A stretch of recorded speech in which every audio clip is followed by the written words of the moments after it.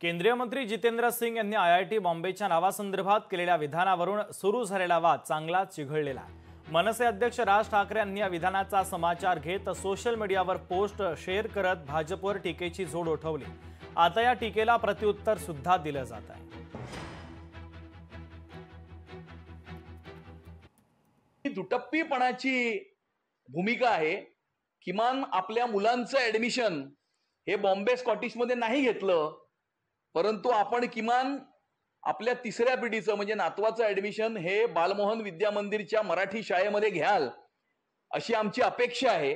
जे वक्तव्य जितेंद्र सिंगजी यांनी केलं होतं, मुंबई भारतीय जनता पार्टी आणि महाराष्ट्राचं सरकार हे मुंबई या नावाशी सहमत आहे। इनफॅक्ट मुंबई हे नाव करण्यामागे भारतीय जनता पार्टीचे नेते रामभाऊ नाईक यांचं सगळ्यात मोठं योगदान आहे। तेच सांगतोय, त्यांना वाटतं की नेत्याचा जमावडा तयार केल्याने निवडणुका जिंकता येतं असं त्यांना वाटतं। आम्हाला जनतेवर विश्वास आहे। जनतेच्या कामाकरता आम्ही जर आमचं आयुष्य दिलं, जनतेचे प्रश्न सोडवले तर जनता ही मतदाराच्या माध्यमातून आमच्यासोबत उभी राहते। या महाराष्ट्राच्या जनतेने 3,18,00,000 मतं देवेंद्र फडणवीस सरकारला दिले। कारण काय आहे की जनतेला माहिती आहे की मोदीचं सरकार, देवेंद्र फडणवीसचं सरकार आलं तर डबल इंजिन सरकारच महाराष्ट्राचा विकास करू शकतं। आणि महाजुलाच्या जनतेला माहिती आहे की ते नगराध्यक्ष भाजपचा आला तरच केंद्र सरकार, राज्य सरकार आणि महाजुला नगरपालिका हा विकास करू शकतो। म्हणून जनतेचा विश्वास हा विकासावर आहे। एकाने रंग बदलला, दुसऱ्याने बदलला, एकाने अर्धी गोल टोपी लावली, आता दुसरे छोटे भाऊ पण गोल टोपी, पण तरीही मुंबईत त्यांना काही स्थान मिळत नाही। म्हणून पुन्हा एकदा मुंबई वाद। अरे आयआयटी बॉम्बे उद्धव ठाकरे मुख्यमंत्री असतानाही होतो, आम्हाला पटत नाही। बॉम्बे हायकोर्ट आज पण आहे, आम्हाला आवडत नाही। मी स्वतः प्रस्ताव दिला होता। आता माझी मुख्यमंत्री देवेंद्र फडणवीस यांच्याशी चर्चा झाली आहे। मी त्यांना प्रार्थना केली आहे की महाराष्ट्र सरकारने आयआयटी मुंबई नावासाठीचा प्रस्ताव केंद्र सरकारला पाठवावा। गेल्या काही दिवसापासून सन्माननीय राज ठाकरे हे फॅक्ट्सवर नाही तर फ्री स्टाईलवर आरोप करताना दिसतायत। दुर्दैवानं उद्धवजी ठाकरे यांच्यासोबत बसून अशा पद्धतीचे आरोप करण्याची सवय कदाचित राज ठाकरे यांना लागलेली असेल।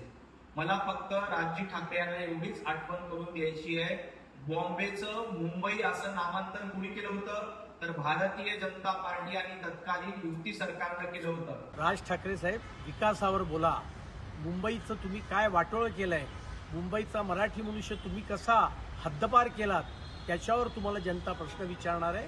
मुंबईची जनता आणि मराठी जनता या महापालिकेच्या निवडणुकीमध्ये भाजपा, शिवसेना, राष्ट्रवादी महायुतीला प्रचंड बहुमताने निवडून देणार। मला वाटतं त्याच्यावर राजसाहेबांनी उत्तर दिलेलं आहे। माझा आजचा विषय जो आहे तो निवडणूक आयोगाचा आहे आणि हा अतिशय महत्वाचा आहे। तो काय बोलल्याने आमच्या मुंबईचा बॉम्बे होणार नाही, त्याला बाप जरी वरनं आला तरी ते होणार नाही, बरोबर आहे।